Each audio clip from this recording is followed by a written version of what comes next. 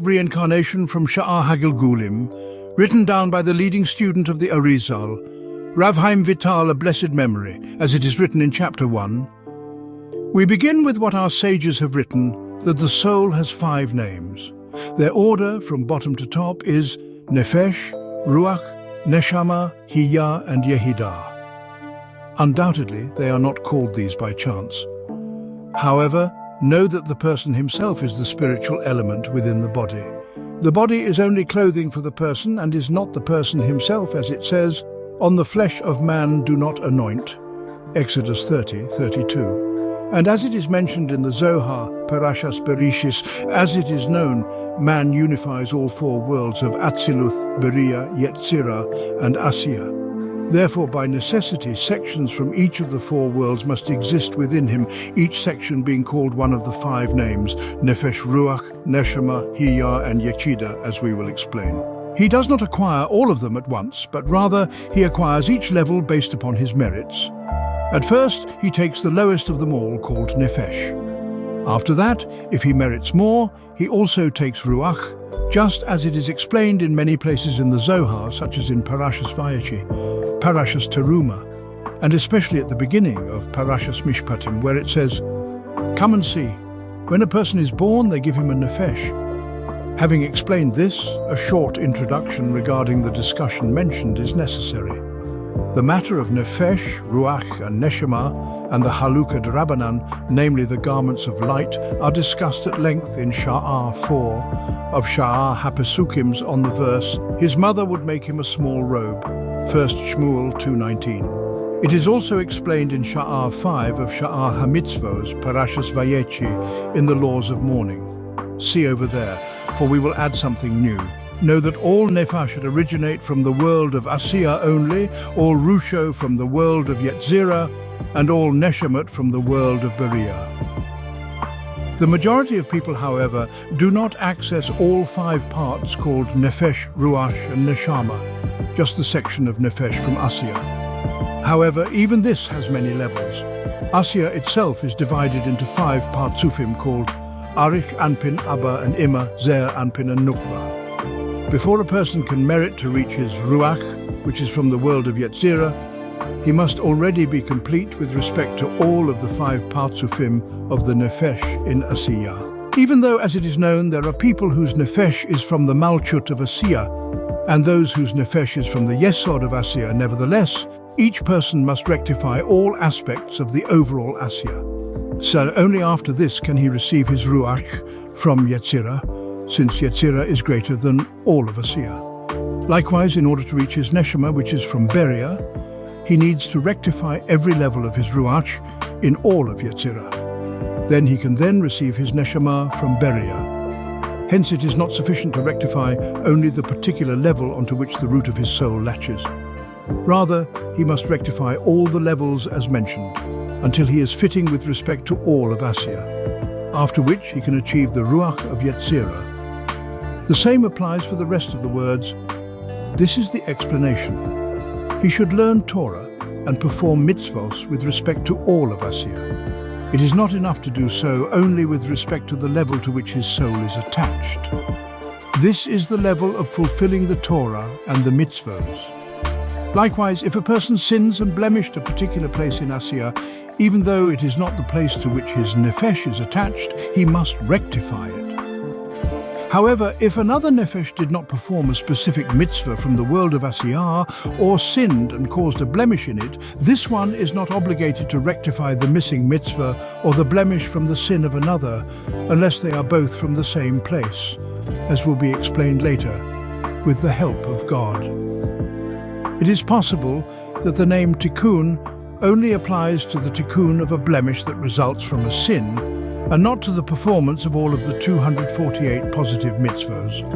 Or it is possible, and this is the way and can be explained by an analogy. Someone who is from the Malchus of the Nukva of Asiya, called Nefesh of Asiya, must rectify all of the Malchiot of the Ruach, Neshama, Hiya, and Yechidah of Asiya. Someone who only rectifies the Malchus of Asiya only has the Nefesh from the Nefesh of Asiya. Someone who also rectifies the Zer Anpin of Asiya will have the Nefesh and Ruach of Asiya. If he rectifies the Immer of Asiya, he will have the Nefesh Ruach and Neshama from Asiya. Likewise, if one rectifies all 5 Partsufim of Asiya, then he will have the Nefesh, Ruach, Neshama, Hiyah, and Yechida of Asiya, all 5 of these levels and all the levels of the 5 of them, complete in all 3 divisions, which are Ibur, Yenika, and Mochin, as mentioned with respect to the verse, his mother would make him a small robe. 1 Shmuel 2:19. This is called the complete Nefesh of Asiya, after which he merits the Ruach from Yetzirah. Also, with respect to this level called Ruach, there are the 5 levels mentioned, and all of them are called the complete Ruach of Yetzirah. It is similar with respect to Neshama of Beria, and likewise Haya and Yechida as well. Now is not the time to elaborate on this. It is now necessary that a distinction between the Nefesh of Asiya and the rest of the divisions of Yetzirah, Beria, and Atzilus be explained. With this, a big question will be clarified. How is it possible for someone whose root is in the Malchus of Asiya to ascend to the Keta of Asiya, as mentioned?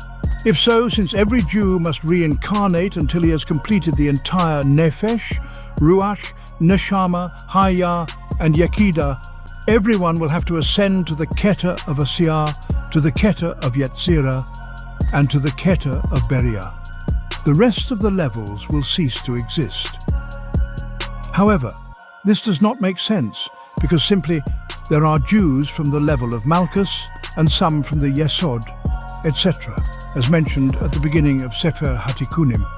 There are leaders of thousands of Jews from the side of Keta, wise men from the side of Chokmah, and men of understanding from Bina.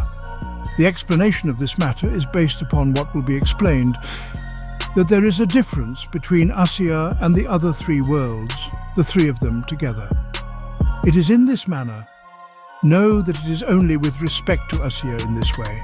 Someone whose root is in the Malchus of Asiya, obviously his Nefesh is specifically in the Malchus of Asiya. Nevertheless, by rectifying his actions, he can purify his Nefesh level after level until it ascends to the Keta of Asiya itself, and it will become incorporated in and actually ascend to there.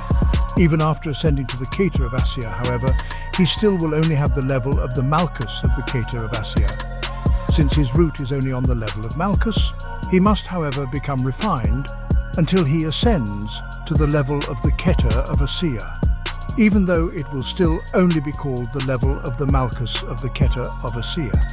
It is similar for the rest of the levels of Asiya that it will only be called the Malchus of that level. It is not like this, however, in Yetzirah, Beria, and Atzilus. If the root of someone's Ruach is in the Malchus of Yetzirah and he rectifies and completes this level, when he refines and rectifies the Yesod of Yetzirah, he will also receive a Ruach from the Yesod of Yetzirah and leave behind the Malchus of Yetzirah because that is its place. Likewise, when he rectifies the Hod of Yetzirah, he will also leave behind the second Ruach from the Yesod on the level of Yesod of Yetzirah and receive a Ruach from the Hod of Yetzirah. It will be the same all the way up until the Keter of Yetzirah, since he will have rectified his Nefesh on all levels of Asiya. He will be able to receive his Ruach from all the sections of the entire Yetzirah, and it will be likewise on the level of Neshama, which he has from Beria. The reason for what has been said requires explanation.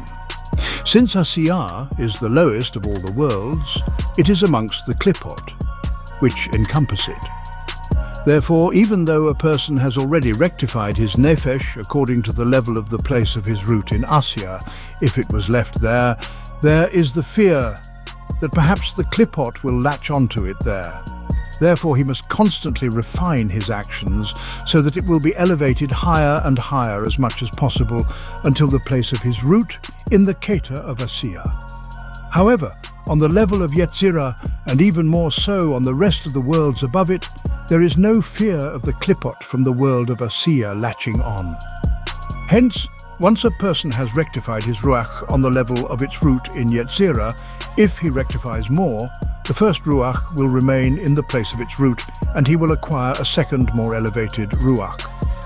It is not necessary to elevate the first Ruach higher, since there is no such concern. This is the sod of the verse, God spares no one. Let the king therefore ponder thoughts so that no one be banished from him. 2 Shmuel 14:14. For all such considerations are only for the level of the nefesh, since it is in Asiyah, and there is a fear that perhaps he will be banished from him because of the klipot which are there. However, the rectification that he does for the nefesh because of the mentioned fear is God spares no nefesh. The explanation is God, may he be blessed, does not lift up or elevate a person in order to give him a level of nefesh higher than his root, because if this was the case, he would have to leave his first nefesh below in its place, and the banished would be banished amongst the klipot there. Therefore, he does not give him another nefesh that is more elevated and higher, only the first nefesh, which itself ascends upward according to his deeds to the Keter of Asiyah, and not another nefesh other than it. This is not the case in Yetzirah and the rest of the worlds, since his ruach or his neshama, etc., remains below in the place of its root.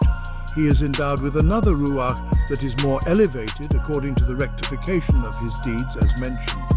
This is the secret of a well-known introduction, because every person can be like Moshe Rabbeinu. If he is willing to refine his actions, he can take another ruach that is higher until the heights of Yetzirah, and a neshama from the heights of Beria, etc. With this, another well-known concept in the words of our sages can be understood, that the Rusho and the Neshamot of righteous people come and impregnates a person in the secret of what is called Ibur to assist him in the service of God. May his name be blessed, as it says in Midrash Hanei Elam, from handwriting regarding one who comes to purify himself, they help him. Rebbe Noson Nata said, the souls of the righteous come to help him. And, as it says in the Zohar, in the introduction to Parashas Bereshis, regarding Rebbe Hamnuna Saba, that he came to Rebbe Elazar and Rebbe Abba in the form of a donkey loader, etc. Without doubt, the Ruachot and Neshamot of righteous people are hidden away, bound up in the bundle of life. 1 Shmuel 25:29. Each one in the place of its root as fitting, with their God, and they do not descend from their place at all. However, the original Rusho, which remained behind on each level of Yetzirah, and which did not ascend upward as mentioned, descend and impregnate a person, to assist him as mentioned. For the main Ruach, which is the most elevated of all of them that he acquired as a result of his actions, is the one that is bound up with the bundle of life and does not move from there. It is similar with respect to Neshama, Haya, and Yekaida. There is a second reason regarding what was written earlier about the difference between Asya and the rest of the worlds. As it is known, each of the worlds contain 10 sephiros, but all of Asya is only one sephira, the sephira of Malchus. Therefore, the nefesh from there is able to ascend itself as high as the Keter of Asya, since it is all one sephira. However, Yetzirah is the level of 6 sephiros, Chesed, Gevurah, Tiferes, Netzach, Hod, and Yesod, as it is known, and each level is distinct from the other. Therefore, if someone's root is from the Malchus of Yetzirah, even though it is rectified, it cannot ascend and become part of the level of Yesod of Yetzirah. Therefore, it must remain below, and he must acquire a new Ruach from Yesod of Yetzirah if he wants to ascend to there as a result of his good deeds. This will be true for the rest of the 6 ends, as mentioned. Know, as it has been explained, each world has 5 Partsufim, Arik Anpin, Abba and Ima, Zer Anpin and Nukva.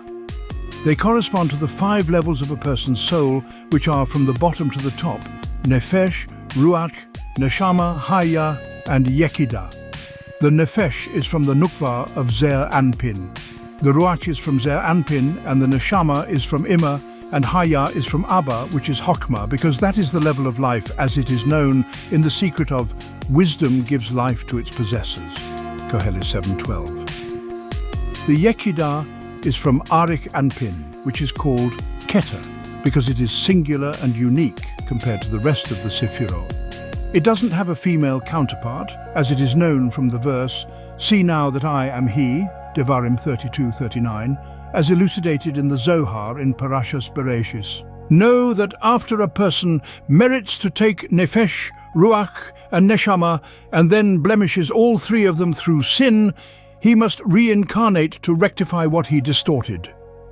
When he returns as a reincarnation and his nefesh comes to him, even though he rectifies this nefesh, his ruach will not come and enter him since it is blemished. How can it dwell and rest upon a rectified nefesh? Therefore his ruach will reincarnate in another person, joined with the nefesh of a convert. So it will be likewise for the neshama in this manner. The completely rectified nefesh will receive a rectified ruach from a righteous person like him in specific and similar good deeds. He will be in the place of his ruach. Similarly, if he completely rectifies his ruach, the neshama from a righteous person will come as mentioned, and it will actually be in place of his own neshama. This is the secret of what our sages say. Righteous people are greater in death than during their lifetimes. Sanhedrin 47a. When this person dies, his nefesh will go with this ruach and because of it receives the blessing fitting for it, which is his ruach itself that reincarnated in another person, and combined with the nefesh of a convert as mentioned. And when it also is completely rectified, the original nefesh will say, I will go and return to my first one since it is rectified. Hosea 2:9. It works the same way for the neshama with respect to the ruach. After the person dies, when they return in a reincarnation to become rectified together. This concludes Chapter 1 of Sha'ar HaGilgulim. Consider this wisely as we continue. Come and see, friends.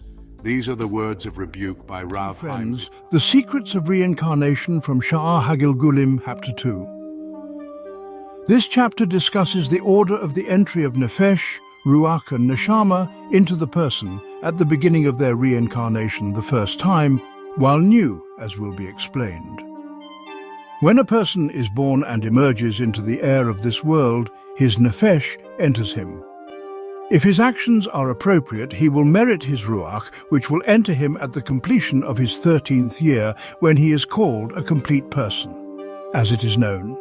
If henceforth his actions are again appropriate, then his neshama will enter him at the completion of his 20th year, as mentioned in Saba of Mishpatim. However, if he does not completely rectify his ruach, then the neshama will not enter him, and only his nefesh and ruach will be in him. Likewise, if he doesn't completely rectify his nefesh, then he will only have his nefesh. He will remain without ruach and neshama. The ruach and neshama will remain in a place known to the Holy One, blessed is He. There a place is prepared for each one of them. However, if a person does not completely rectify his nefesh the first time and leaves this world, the nefesh will have to reincarnate even many times until it is completely refined as required. Then, even after it is completed, its ruach will not enter it, since the nefesh was rectified only through reincarnation, if the circumstances are not pressing, as will be explained with the help of God.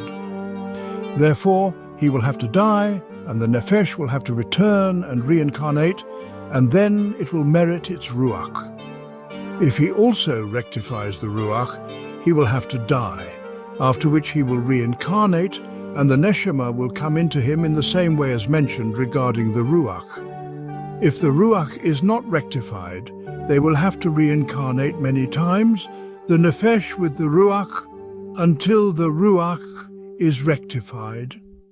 Then the person will die, and the nefesh and ruach will reincarnate with the neshama as well, until the three of them are rectified, after which there will no longer be any need to reincarnate. Once the neshama is rectified, he will be a complete person, as it is known. However, you need to know that once the nefesh is rectified and comes as a reincarnation in order to take its ruach, as mentioned, in order to rectify it as well, and the person commits a sin in that particular reincarnation, the blemish will not affect the nefesh, that it can be said that it is required to reincarnate another time by itself to become rectified in the manner previously mentioned. Since the ruach is within him, the blemish only affects the ruach until it gets rectified. Therefore, if additional reincarnations are necessary to rectify the Ruach, the Nefesh and the Ruach will come together and the two of them will reincarnate until the Ruach is rectified. Then the person will die and the Nefesh and Ruach will again reincarnate with the Neshama as well, the three of them together, until the rectification of the Neshama will also be completed. If during these reincarnations the person sins, the blemish will only affect the Neshama in the same way as was explained regarding the rectification of the Ruach. It can happen that the Nefesh, during its rectification, becomes completed and refined to a great extent. Then it will not need to come back again and reincarnate with the Ruach at its time of rectification. Rather, the Nefesh will remain above in a place fitting for it, bound up in the bundle of life, and the Ruach alone will descend and reincarnate to rectify itself. However, it cannot come alone, but rather clothed within a Nefesh, and therefore it is clothed within the Nefesh of a convert, as mentioned in Saba of Mishpatim. The two of them reincarnate together until this Ruach is rectified. Then he will die, and again reincarnate and join with his original Nefesh, will join with him, and the two of them will reincarnate together in order to receive their Neshama until this Neshama is also rectified. And sometimes the Ruach will also come by itself in a reincarnation with the Neshama until the Neshama is rectified. Then this person has no additional reincarnations, and the three of them will join above, bound up in the bundle of life as befits them. And know that this Nefesh of the convert, since it combined with this Ruach in this world, helping it to refine its deeds and acting as a chariots for it in this world, the result of which was that this Ruach merited to become rectified. Therefore this Nefesh of the convert will ascend with the main Nefesh of this Ruach, and the two of them will be on the same level in the world to come, neighbours, and it will never separate from it. Also know that it can happen sometimes when a Nefesh reincarnates alone to rectify itself and perfects its deeds until it merits the level of its Ruach, that the Ruach cannot come with it, as mentioned before. This is because of the rule that the two of them, or the three of them, cannot join together in a single reincarnation if the circumstances are not pressing, as will be explained in another discussion. Rather, each one will reincarnate by itself, as mentioned before. First, the Nefesh must be rectified, and even after rectification it is not possible for the Ruach to come with it. Rather, he must die, and after that the Nefesh will return to reincarnate, and then merit the Ruach. Likewise, after the two of them combine, Nefesh and Ruach, and they are rectified, they cannot receive their Neshama until they reincarnate another time. Then they will merit their Neshama. It should be known what happens to the Nefesh. That alone was already rectified without its Ruach as mentioned. However, the secret of the matter is that according to the level of refinement and the level of rectification of this Nefesh, on that level itself, a soul will reincarnate into the body of this person while he is alive. The Nefesh of a righteous person who has already completed his rectification and reincarnations, having no further need to reincarnate, will enter and become the Nefesh of this righteous person and will function in place of the Ruach for the Nefesh of this person. Sometimes it is possible that Nefashos of earlier generations will reincarnate there, going back to Avraham Avinu, peace be upon him, or similar. It will be based upon the rectification and refinement of the Nefesh of this person. The matter of reincarnating during a lifetime is called by the rabbis the secret of Ibur, and this is the basic difference between a regular reincarnation and Ibur. Sometimes it is possible for an actual Ruach of a righteous person to be an Ibur in a person. It can even be from the Ruchos of earlier righteous people, including the forefathers. Their souls are in Eden, even in our late period in history. It all depends upon the level of the mitzvos performed by this person, because some mitzvos have the inherent ability to draw down the Nefesh of a righteous person in the secret of Ibur, and some mitzvos can draw down the Ruach of a righteous person, as mentioned. It is also possible that sometimes it will occur that the Nefesh of a righteous person will be an Ibur in him, and after that he will merit an Ibur of another Nefesh from a different righteous person greater than the first. Thus, having his own Nefesh, The nefesh of the righteous person who first came to him will be the level of ruach for him. The second nefesh of the greater righteous person which came to him last will be the level of neshama for him. Sometimes the nefesh of a person will be rectified so much that he will merit to achieve the nefesh of a particular righteous person. After that, he will reach the level of an actual ruach of a particular righteous person greater than both of them, until it is possible to reach the ruach of Avraham Avinu. This is the secret of what they have written in the Midrashim, and specifically in Midrash Shmuel. There is not a generation in which there is not someone like Avraham, Yitzchak, Yaakov, Moshe, Shmuel, etc. Regarding the divisions of these details, the pen is too weak to put them into a book. The discerning person will understand and make connections on his own regarding the rest of the divisions and the details. However, the principle is that according to the level of the rectification and the refinement of the actions of the nefesh of a person, will he reach a soul from the souls of the earlier ones until the highest of all. Even in this generation of ours, it can be so. The connection can also be made in this way. When a nefesh and ruach reincarnate together and have been rectified but are unable to acquire their neshama until another reincarnation, as mentioned, what was discussed above can happen to them while still alive. A nefesh or ruach or neshama of a particular righteous person can enter with them and serve as the level of neshama for them. It can also occur sometimes that after his three parts have reincarnated together, his nefesh, ruach and neshama, and all of them have been rectified, a nefesh or ruach of a righteous person, as discussed, will then become an ibur within him. When he dies, he will be able to ascend according to the level of this righteous person that was an ibur in him, and there, in the world to come, they will both be at the same height and level. This is the secret of what is written in the introduction to Bereshis. In Sefer Zohar, Rabbi Shimon Bar Yochai fell on his face and he saw Rav Hamnuna Saba. He said that in that world they would lie together, both he and Rav Hamnuna Saba. This is enough for the wise to see. The matter of Ibur occurs for two reasons.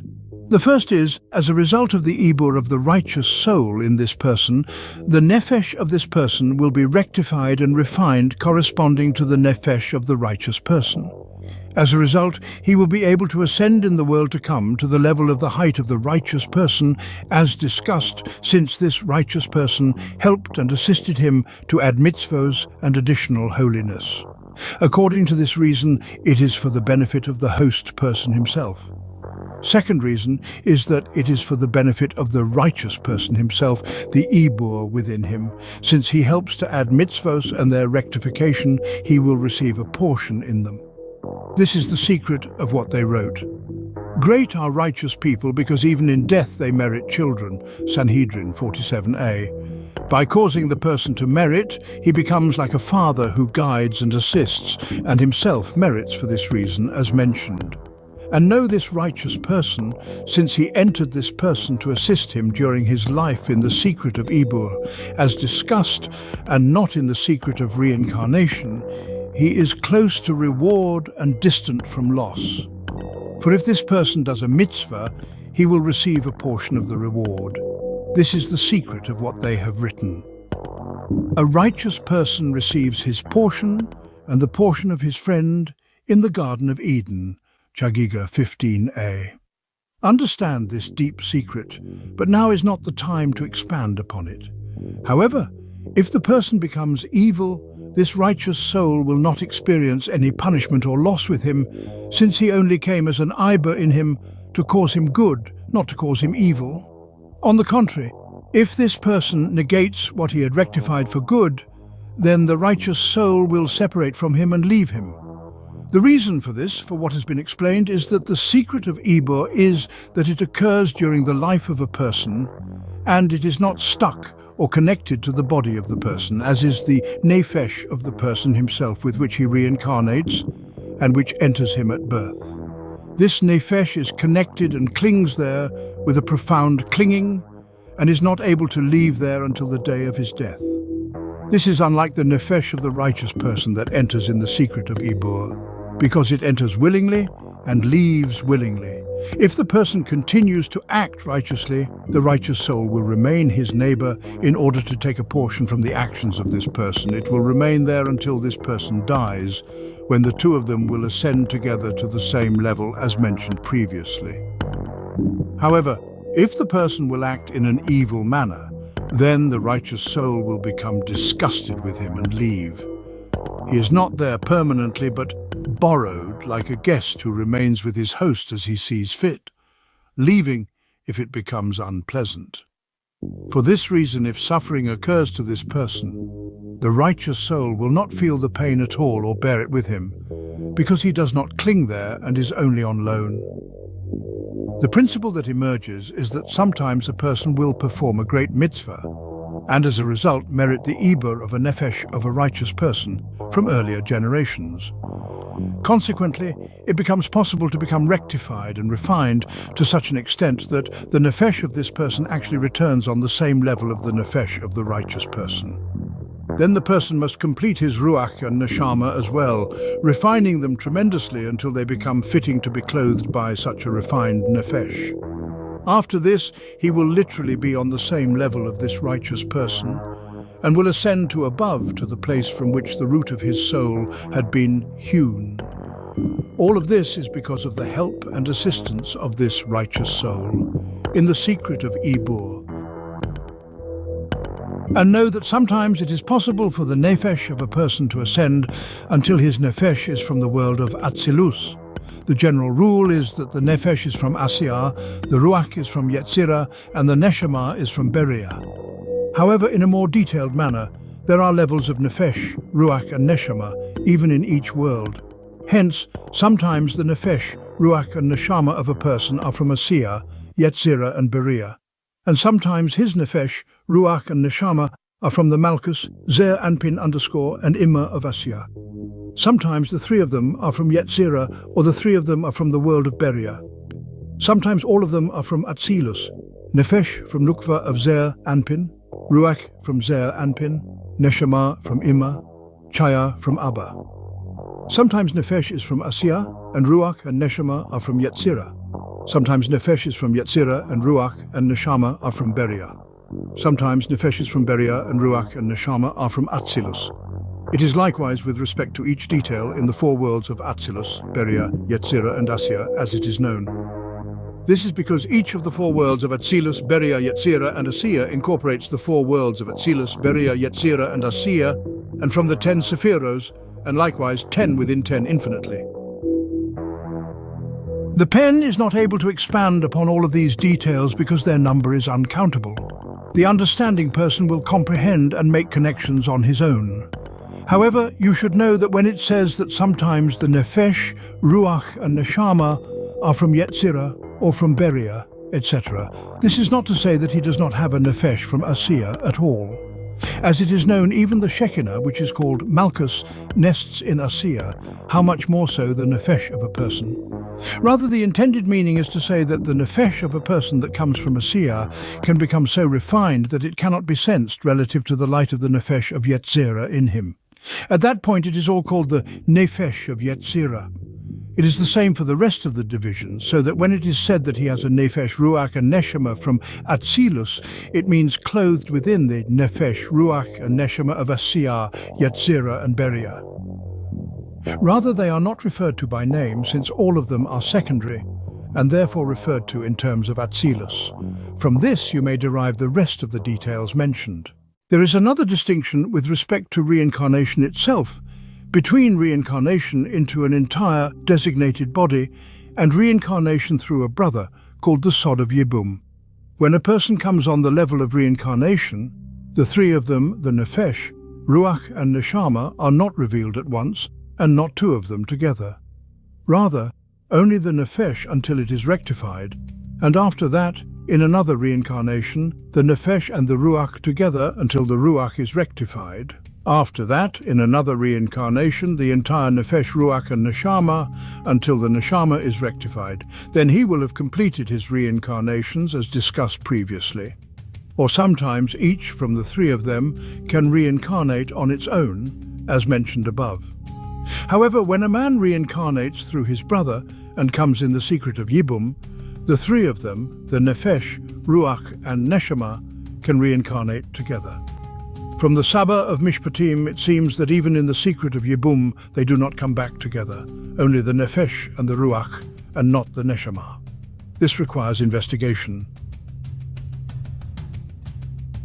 This concludes Chapter 2 of Sha'ar HaGilgulim. Shalom, consider this wisely. Reincarnation from Sha'ar HaGilgulim.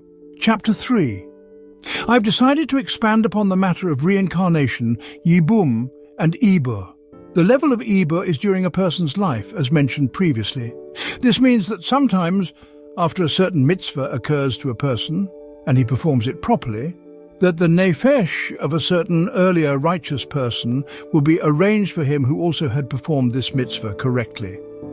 Since they are similar with respect to this mitzvah, the nefesh of the righteous person will become an Ibur within him.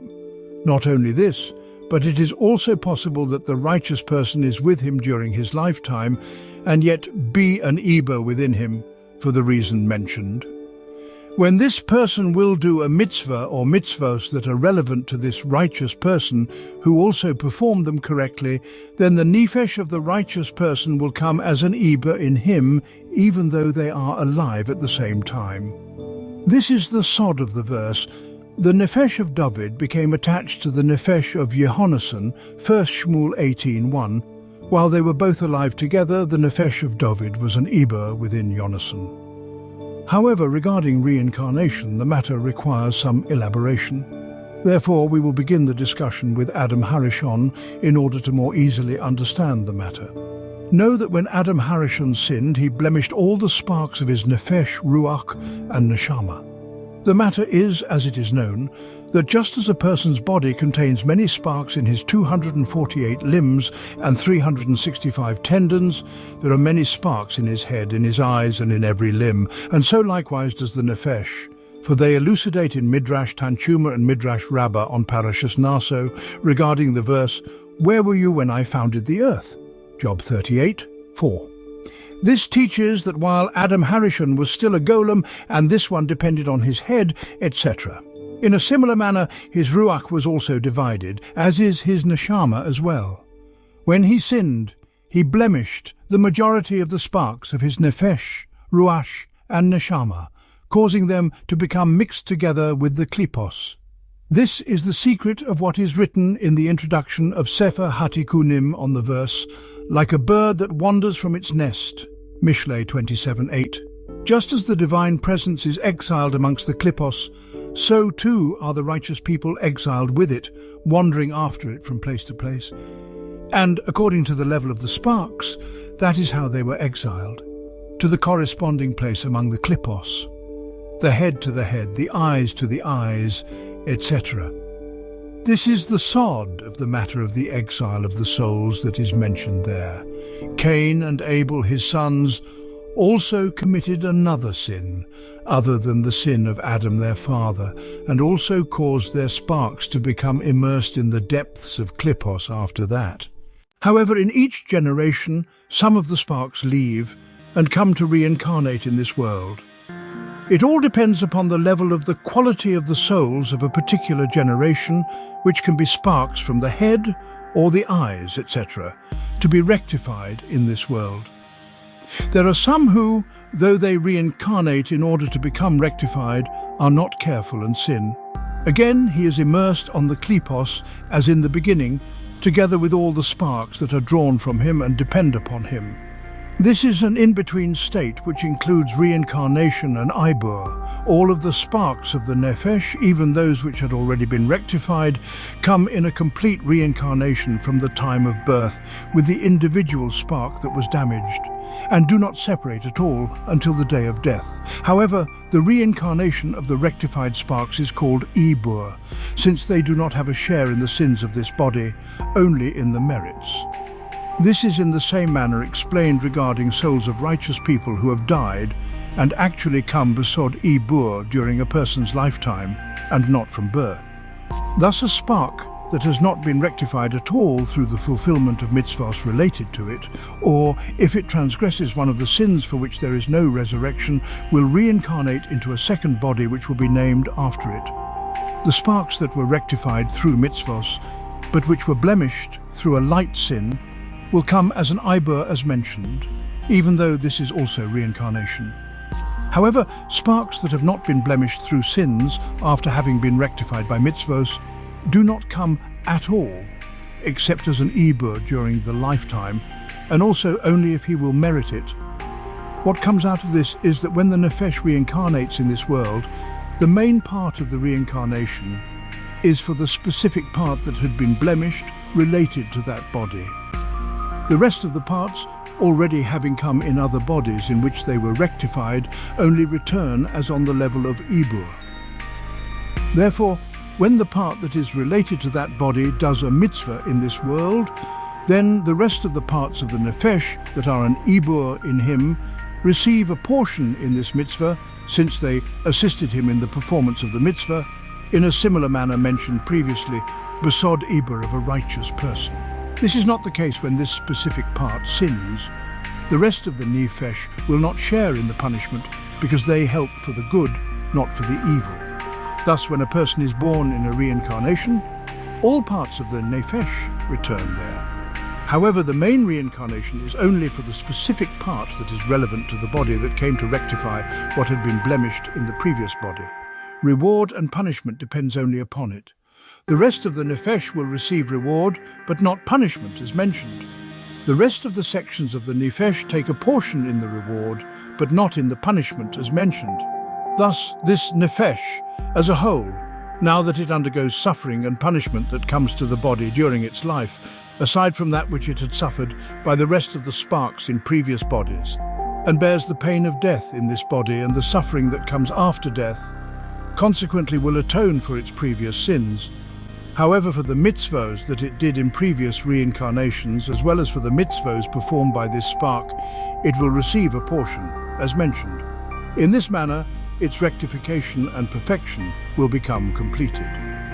However, if it had a portion in the current sins of this spark currently undergoing rectification, there could never be rectification for the nefesh throughout all of its reincarnations, since a person always sins and would add new transgressions to previous sins from other reincarnations. There would be no end to this. Since the rest of the portions of the nefesh do not have a portion in the evil of this spark, only in its merits, sins can be completed and atoned for, and not accumulate. Merits will be renewed and increased in every reincarnation of each spark, which will result in an end to the stage of reincarnation and for the rectification of the nefesh.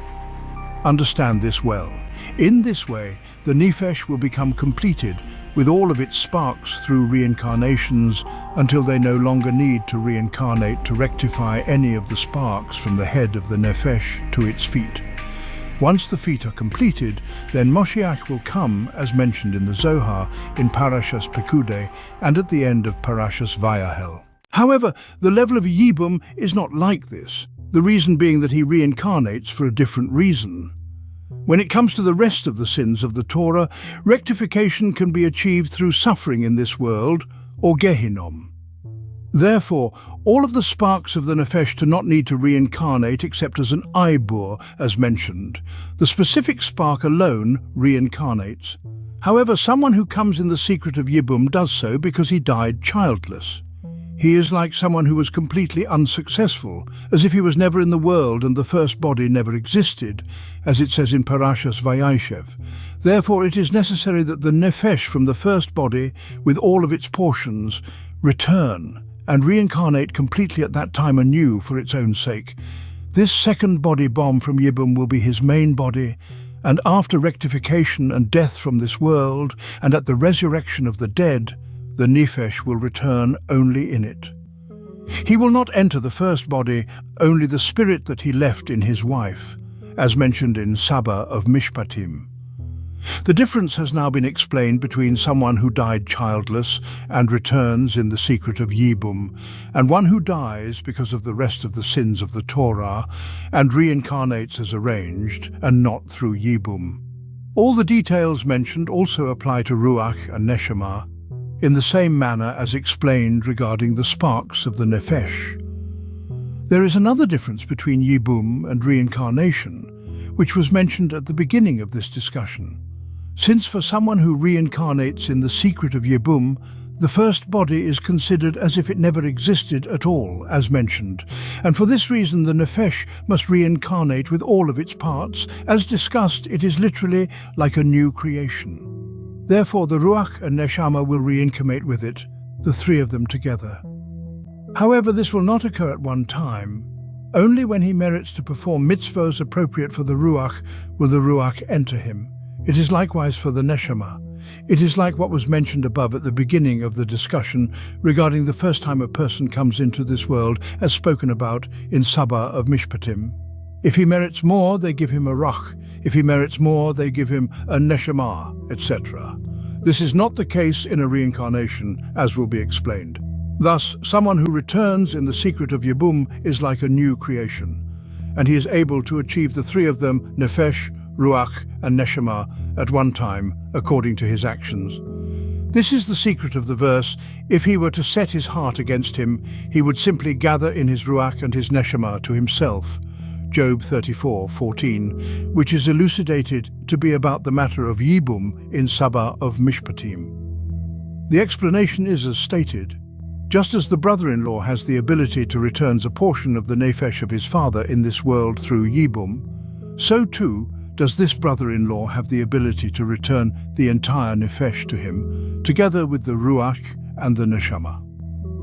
However, it will be based upon good deeds, as it written, if he were to set his heart against him. However, reincarnation that is not through Yibum does not have the ability to draw the three of them, only one at a time, as mentioned previously.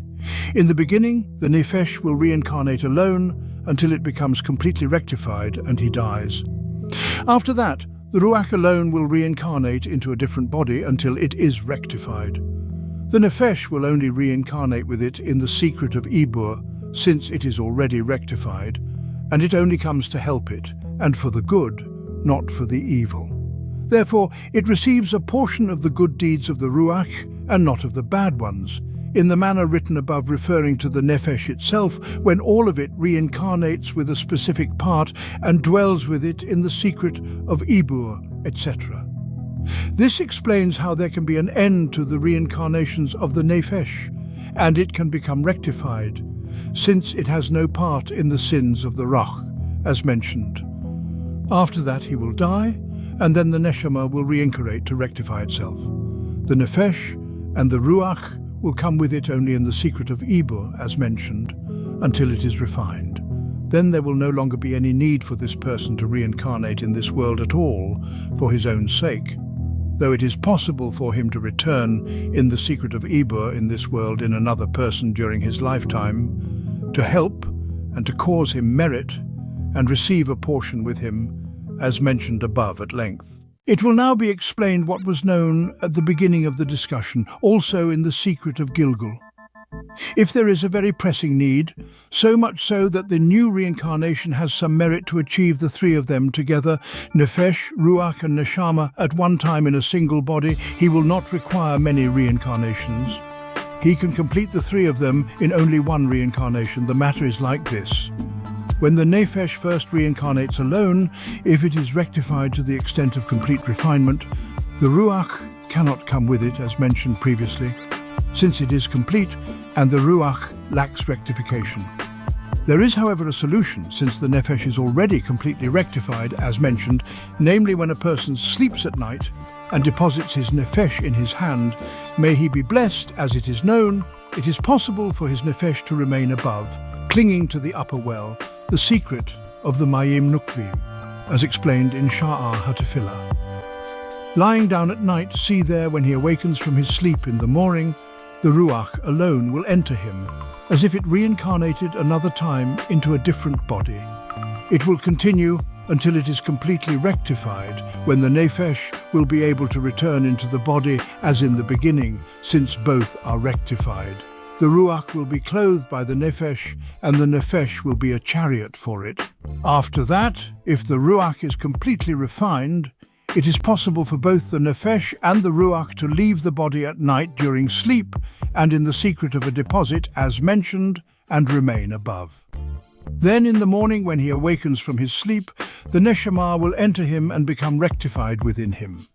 Once it has completed its rectification, the rectified nefesh and ruach will return, and the three of them will join together in a single body. This will become a chariot for the other, as it is known, and there will be no need for further reincarnations. The matter of this rectification is alluded to in the verse, "My soul desired you during the night. As long as my spirit is within me, I seek you out." Yeshayahu 26:9. This is the explanation. The level of my nefesh, once it becomes completely refined, in the secret of and cling to him, Devarim 11:22, then I will desire you and greatly yearn to cling to you. The matter of this desiring and yearning is at night, at the time of the deposit of the souls which ascend in the secret of Mayim Nukvim to arouse an upper zivug. By force of this desire, since it is refined, it is able to cling there with a complete clinging, remaining there and not descending. When morning arrives, the time for the souls to descend, it will not go down. Rather, my ruach will descend and enter me then in the morning. Therefore, I seek you out is not on the level of my nefesh, but rather on the level of my ruach, which then enters within me to become rectified as mentioned. Hence the Roshei Tevos of the words night, even, my ruach is spell well, to allude to what was mentioned earlier that my nefesh desired you, to ascend to the upper well as mentioned. Thus, a person who knows on his own that he completed the level of his nefesh, it is correct for him to say the verse, "My soul desired you during the night," with all the intention mentioned above when he lies on his bed. This way he will reach the secret of the ruach, and likewise the neshama, and will not require other reincarnations. Understand this hidden secret and be careful with it. The verse that we say, however, in your hand, I will deposit my soul, Tehillim 31:6, does not help for what was mentioned, because we only intend that our soul should ascend to the level of deposit only and return and descend the next morning. The verse, my soul desired you, serves for the nefesh to remain above and for the ruach or the neshama to descend as previously mentioned. This concludes Chapter 3 of Sha'ar HaGilgulim.